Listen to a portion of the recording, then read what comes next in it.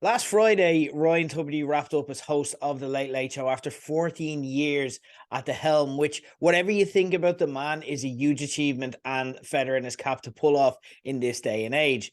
It did confront me with the idea, though, that there are actual real life people out there that consider themselves. I don't even want to say this out loud because I haven't even considered it as a possibility. Fans of Ryan Tubridy. And look, I'm not here to take down the man on a very big week for him. I have much genuine, honest to God respect for what he's achieved on a professional level and appreciation on a personal level for the genuine enthusiasm that he approached the toy show with to make it as cheesy and as special as it needed to be for me, because it's an important thing in my life, an important tradition. That's kind of the first day of Christmas for me, and I'm a big Christmas guy, especially after Pat Kenny treated hosting the biggest show on Irish TV every year as if his family was being held hostage for so long. So again, Tubridy coming along and just absolutely loving it the way he did was an actual treat. But it did make me wonder, and I do have to say it just because I probably won't get a chance to do so.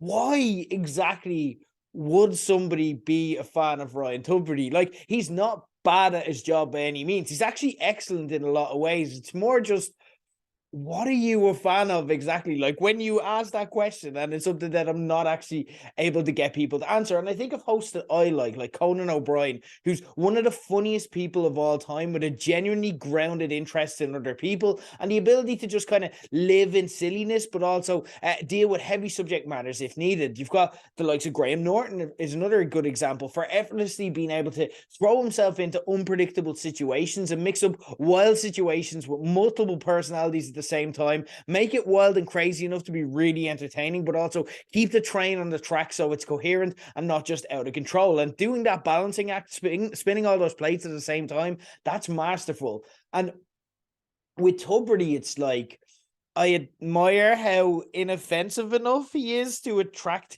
key sponsors from the exciting, lucrative world of banking and insurance for long-term sponsorship contracts. I don't know.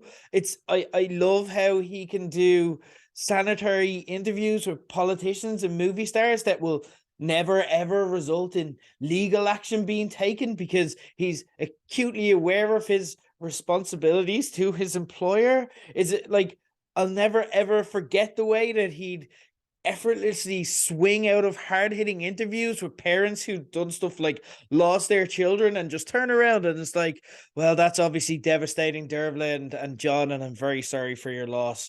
And you know what is a big loss? If you don't get to go on holiday this year, because we're giving away a holiday for two with Cassidy's travel that cannot be exchanged for a cash equivalent right now. You just have to answer this question and text us in €4.20 per text. At best, it's like he's nice to kids, but I don't think you'd get a prize for not being horrible to children. Like, am I a great podcast host just because I don't kick homeless people while they sleep? I don't think these are criteria that we can judge hosts by, but nobody, not a single person out there, seems capable of explaining to me why they're actually fans of Ryan Tubridy. It's like, and I mean, no offense to this person if they're listening, but I remember one time I was talking to a guy that I knew, and he described his interest with a quote that I will never ever forget. He said, I like things, and this is exact verbatim because it is burned into my brain for how weird of an answer it is. He said, I like things that everyone likes, mainstream things, like Coldplay.